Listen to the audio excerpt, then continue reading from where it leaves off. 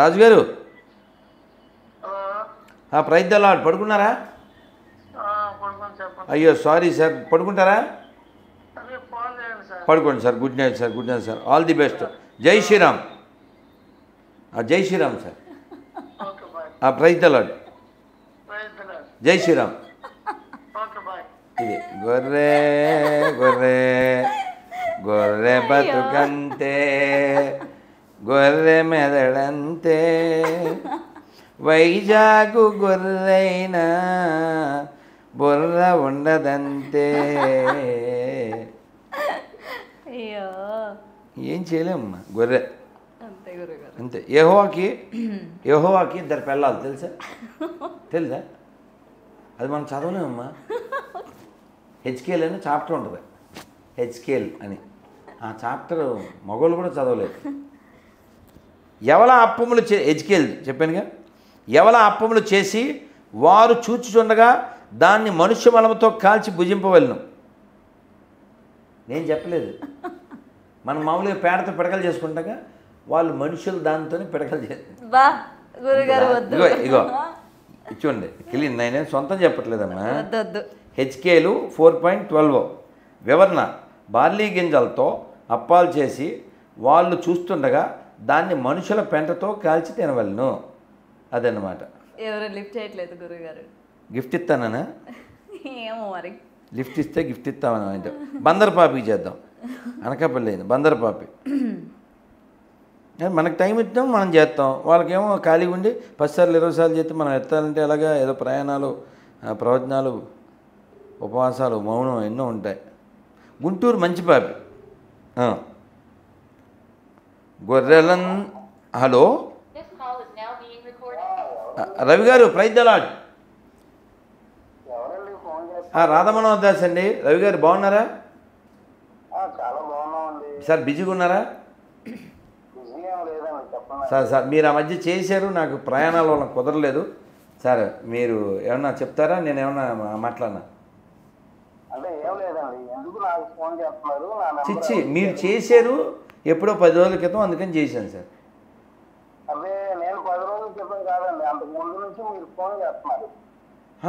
నా బతుకి ఫోనే ఎత్తను, నేను ఫోన్ చేయడానికే, నా మొహానికి. మీరు ఏదో క్వశ్చన్ అడిగి ఉంటారు, లేదా నేను ఏదో క్వశ్చన్ అడిగి ఉంటాను, మీరు చెప్పడానికి చేసి ఉంటారు.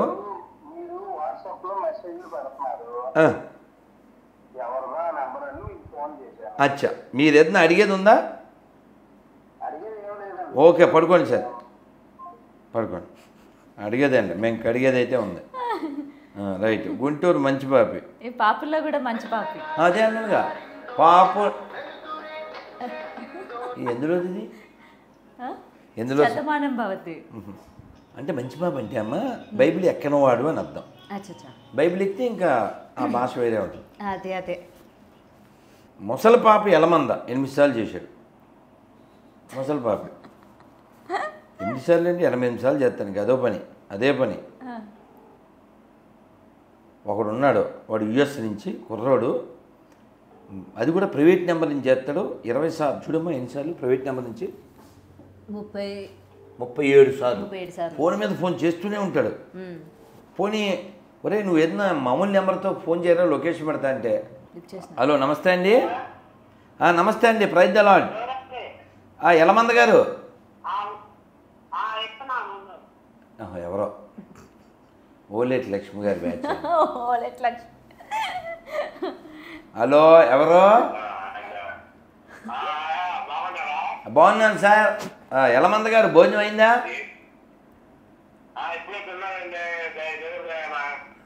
పోన్లేండి, ప్రైజ్ ద లార్డ్.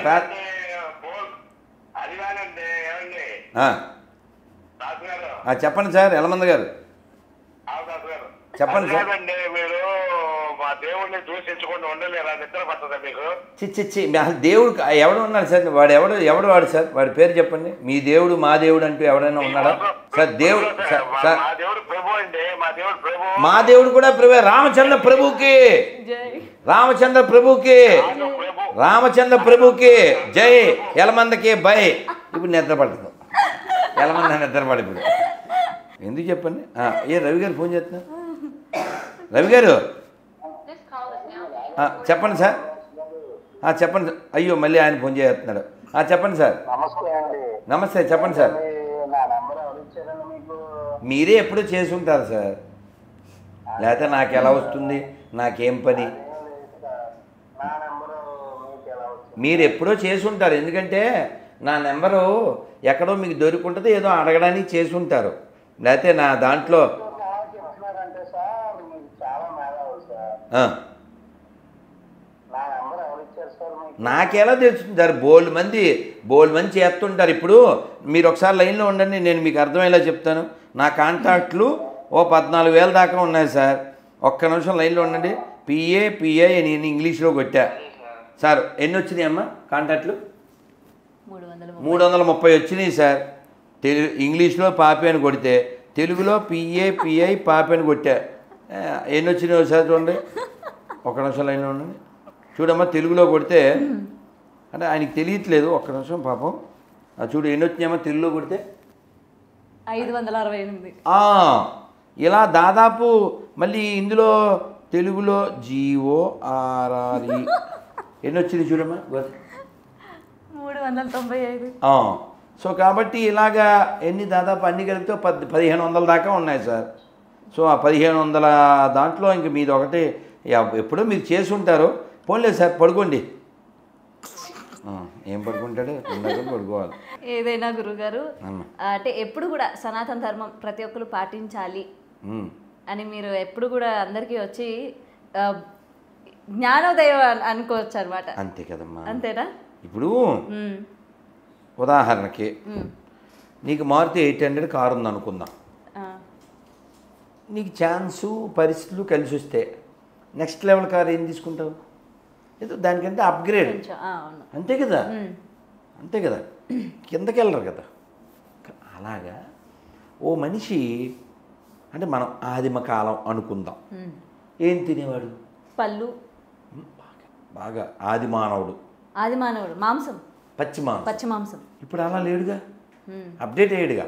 వండుకుంటున్నాడు, చక్కగా తింటున్నాడు, అన్ని జంతువులు తినేస్తున్నాడు. మేకల్ని, కోళ్ళని, కట్లపావుల్ని, మొసళ్ళని, తాబేల్ని, పావులు, అన్ని పురుగులతో సహా అన్ని తింటున్నారు కదా ఇవాళ. మిడతల్ని, తేళ్ళు, మండ్రగబ్బలు, జెర్లు అన్నీ తినేస్తున్నాడు. కుక్కలు రోజు 14,000 కేజీల కుక్క మాంసం వస్తుందంట ఎక్కడ, బెంగళూరులో. అదే మటనాన్ని పెట్టేస్తున్నారు. ఇది నేను విన్నాను రీసెంట్గా, మటన్ అని చెప్పి. అవునవును, జస్ట్ మొన్నే. సో కుక్క మాంసం తింటున్న బెంగళూరు వాసులు. అసలు కుక్కదా నక్కదా కదా, ఎందుకు తినాలి? అది ఫస్ట్ పాయింట్. అప్డేట్ అంటే ఏంటి? జంతువుల్ని పచ్చిగా తినే స్థితి నుంచి, జంతువులను కాల్చి తినే స్థితి నుంచి అసలు జంతువులు తినకుండా ఉండే స్థితి. కదా, మనిషి బతకడానికి జంతువులతో పని లేదే. మనిషి బతకడానికి జంతువులు తినాల్సిన పని లేదే. ప్రతి జంతువు మనిషికి ఉపకారం చేద్దే, మనిషి ప్రతి జంతువుకి అపకారం చేస్తాడు. ప్రతి జీవిని కడుపులో పెట్టేస్తే ఖాదర్ వలి గారు ఎంత బాధపడతారో. సృష్టిలో 30% జీవుని కడుపులో పెట్టేశాడు వీడు. లేవంటే జాతులు 30% కదా, పొట్టలోకి వెళ్ళిపోయినాయి. సో కాబట్టి మనిషి అప్డేట్ అవ్వాలి.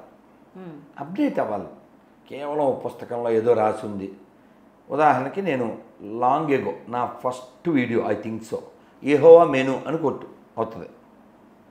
యెహోవా మెను, అందులో ఏ జంతువులు తినాలి, ఏ పక్షులను తినాలి,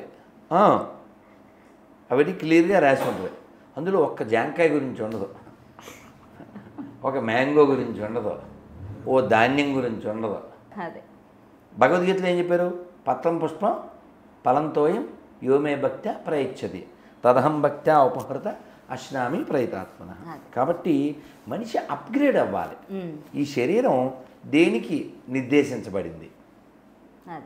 ఈ శరీరం దేనికి నిర్దేశించబడింది? కేవలం ఏదో ప్రతి జంతువుని భుజించడానికి కాదు, భగవంతుని భజించడానికి. హలో, నమస్తే అండి. జై శ్రీరామ్. ఎవరండి? ఎవరు? నాన్న సంతోషం. కదిరి కృష్ణ ఫోన్ చేస్తే స్విచ్ ఆఫ్ వచ్చింది. మరి ఏం చేయాలి? వాడిని వదిలిపెట్టద్దండి. వాడి నుండి ఇంకా చాలా మంది ఆడారండి వినుస్వామి. అంటే వీళ్ళంతా మనకి పుట్టిన వాళ్ళే కదా సార్. వీళ్ళ తాతలు వీళ్ళ తండ్రులు అంతా మంచోళ్ళే సార్. వీళ్ళకి బైబిల్ ఎక్కేలా దిగజారిపోయారు కానీ వాళ్ళు మంచోళ్ళే సార్. వాళ్ళ తాతలు వాళ్ళ తండ్రులు మంచోళ్ళే. బైబిల్ ఎక్కడం వల్లే కదిరికృష్ణ అలా తయారయ్యాడు తప్ప అతను కూడా మంచోడే. నవ్ ఈజ్ ఏ పేషెంట్ అంతే. మళ్ళీ అతనికి రోగం తగ్గిపోతే మళ్ళీ అతనే భజన చేస్తాడు చూడండి. కానీ గొప్ప విషయం ఏంటంటే సార్ మీ దగ్గర గురించి మీరు ఒక్కరు 1 man army లెక్క పోరాడు. ఇంకా చెయ్యాలి సార్, మనం అందరం చేయాలి సార్. కదిరికృష్ణ మనస్సు మారి అతను మారు మనస్సు పొంది చక్కగా అన్నమయ్య కీర్తనలు పాడుతూ చక్కగా అన్నమయ్య ఎంత చక్కగా కీర్తించాడు. ఇతడొకడే సర్వేశ్వరుడు సితకమలాక్షుడు శ్రీ వెంకటేశుడు ఇతడొకడే సర్వేశ్వరుడు. ఈ పాట కదిరికృష్ణ పాడాలి. ఎందుకు పాట సార్?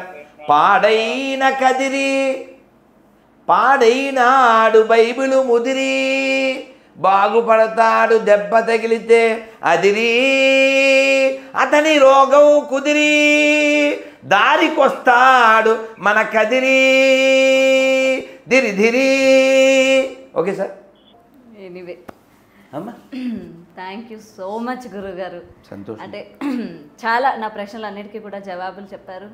అండ్ ఈ కదిరి కృష్ణ మీరు అన్నట్టు డెఫినెట్గా తన తప్పు ఏదో తను తెలుసుకొని ఇంకా ఇటువంటి కదిరి కృష్ణ లాంటి వాళ్ళు పునరావస్తు కాకుండా దేవుడి మీద ఫ్యాషనబుల్గా కానీ లేకపోతే వైరల్ అవ్వాలన్న ఉద్దేశంతో ఇక్కడ కేవలం దేవుడు అని కాదు, హిందూ దేవీ దేవతలను అవమానించడం అంటే ఏం లేదు. ఇప్పుడు నా కోరిక ఏంటంటే అది ఫోన్ ఎత్తుంటే అవును కదిరి కృష్ణ గారి నోటి ద్వారా వెంకటేశ్వర సుప్రభాతం వక్ర భాష్యం విన్నాం. ఈ కదిరి కృష్ణ గారు ఈ పేపర్ చదవాలి, నేను పంపించాను కూడా.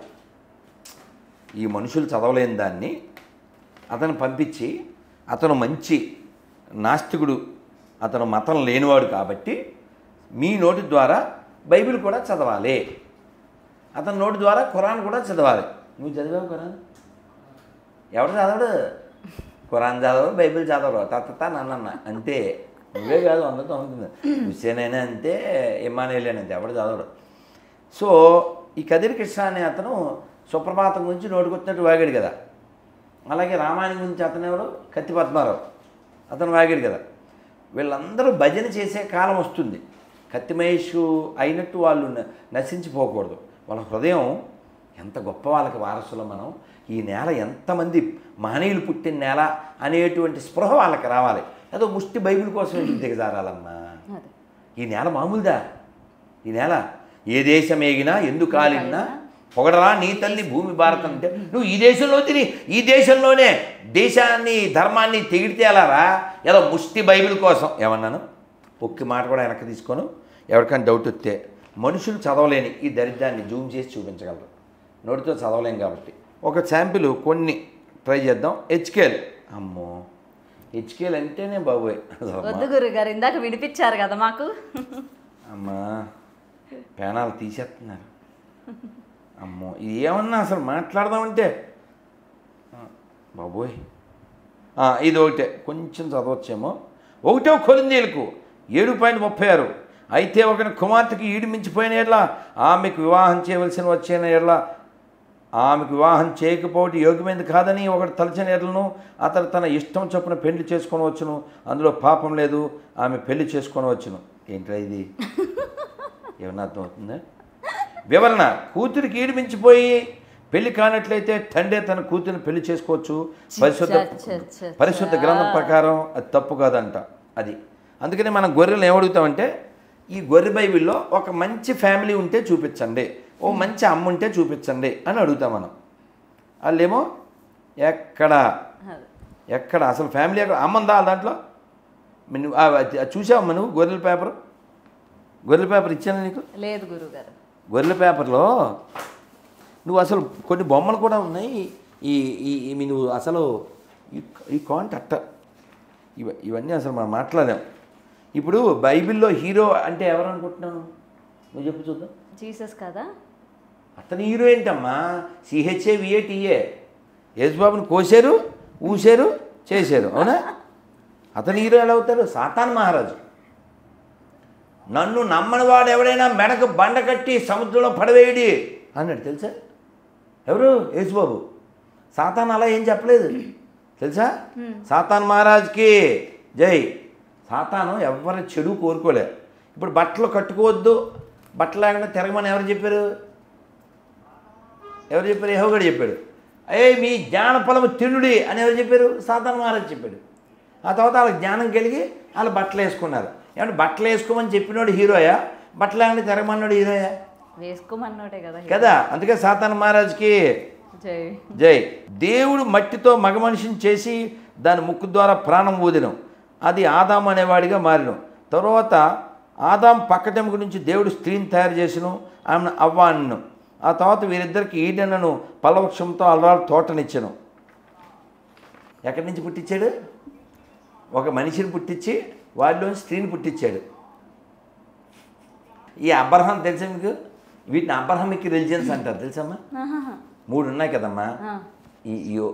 ఈ యూదులది, ఇస్లాము, క్రైస్తవం. ఈ మూడింటిని ఏమంటారు? అబ్రహామిక్ రిలిజియన్ అంటారు. తెలీదా మీకు? ఈ అబ్రహాంకి ఓ భార్య ఉంది. ఈ భార్యని తీసుకుని అతను వేరే దేశం వెళ్తాడు. వెళ్తే ఎవరు ఈవిడ అని అడుగుతాడు. అక్కడ రాజు ఏమని చెప్పాలి? వీడు భార్యని చెప్పాలా? చెప్పడు. భార్యని చెప్పడు, చెల్లెని చెప్తాడు. ఆ రాజు దాన్ని తీసేసుకుంటాడు. పెళ్ళాన్ని చెల్లిని చెప్తాడు. అది ఎవరన్నా చెప్తారా? పోన్లండి సార్, రవి గారు ఏదో పాప ఆయన ఏదో మాట్లాడుకుంటున్నారు సార్, మీలో మీరు మాట్లాడుకోకండి సార్, రాత్రిపూట పడుకోండి సార్ అని మాట్లాడుకుంటున్నాడు అక్కడ. అవా మాట్లాడుకుంటున్నాడు. ఇంకా బైబిల్ ఎక్కితే పిచ్చి అంతేనమ్మా. ఇంకా అలాగే సంతోషం ఉండదు, నిద్రపోరు. ఈ రాత్రికాల సమయమైన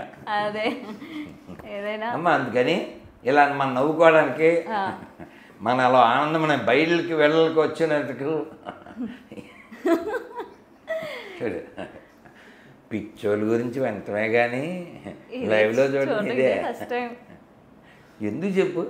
ఇప్పుడు పడుకోవచ్చు కదా,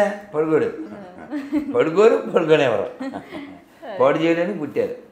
ఇప్పుడు సింపుల్ కాన్సెప్ట్ అమ్మా. ఊరికే అనాలిసిస్. ఇక్కడ 1 2 3 5 ఉన్నాం కదా. ఇక్కడ 5 దేవుడు ఉన్నాడని చెప్తున్నాగా. అంటే మనంతా రిలేటెడ్, మనంతా ఫ్రెండ్స్, మనంతా బంధువులం. వీడు దేవుడిని వెంకటేశ్వర అంటాడు, వాడేమో రామ అంటాడు, నువ్వేమో నాగం శివుడు అంటావు, ఇదేమో అల్లా అంటాడు, ఆ రాబర్ట్ ఏమో యేసు అంటాడు, నేనేమో గోవింద అంటాను. ఏ ప్రాబ్లం ఉంది? లేదు. ప్రాబ్లం ఉంది, బాగానే ఉందిగా. శ్రీరామనామాలు శతకోటి, ఒక్కొక్క పేరు బహుతీపి. శ్రీరామనామాలు శతకోటి. కానీ భగవంతుడిని అలా ఎన్నో పేర్లతో పిలవచ్చు కదా. ఏం ప్రాబ్లం? మనం చూసామా? ఏదో ప్రశాంతంగా ఉన్న జీవితం, చిన్న జీవితం, ప్రశాంతంగా ఎవరికి హాని చేయకుండా బతికితే సరిపోద్దుగా. ఏదైనా గురువు గారు అంటే అందరూ కూడా ఇట్లాంటివన్నీ చిలిపివి అంటూ ఉంటారు కదా, ఇట్లాంటివన్నీ అసలు చేయకుండా ఉంటే సరే. అదే నేను అనేది చిన్న లైఫ్. అంతే అంతే అంతే. మా దేవుడిని నేను నమ్ము కొంపల దగ్గరికి వచ్చి ఏంటి దరిద్రం? ఏదో ముష్టో పుస్తకం పట్టుకుని ఇప్పుడు నేను 26 క్వశ్చన్లు ఎందుకు అడుగుతానంటే, మీరు కొంపల దగ్గరికి వచ్చి అడుక్కుంటున్నారు మారిపోండి అని.